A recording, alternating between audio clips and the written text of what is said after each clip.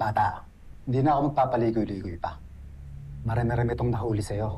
You're looking at reklusyong perpetua. Alam mo ba yun? Habang buhay na pagkakakulong. Kaya sana, ma-realize mo na delikado itong ginagawa mo.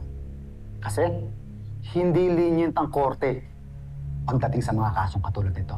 Lalo na yung may mga elements ng selling at distribution. Hindi ako nagbebenta niyan. Bata,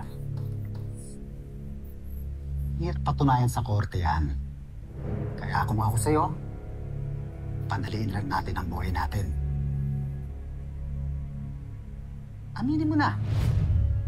Let's execute a confession.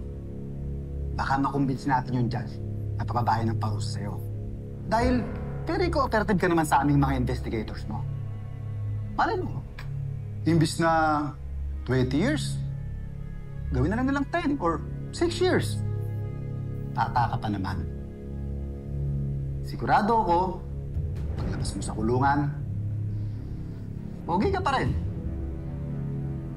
Ano sa palagay mo? Gusto ko makausap yung lolo ko. Wala kang kadala-dalo! Dad, wala pong kasalanan si Xavier. Pero ayoko pong makulong.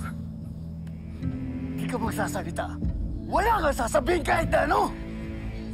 Pero teka, anong gagawin natin ngayon? Pupunta ka sa probinsya. Doon ka magpapalamig. Hindi, paano po si Xavier? Kaibigan ko po siya. Wala ka na magagawa sa kaibigan mo!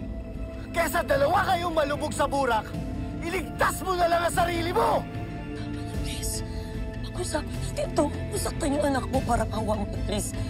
Ang makawa ko, masaktan yung bata.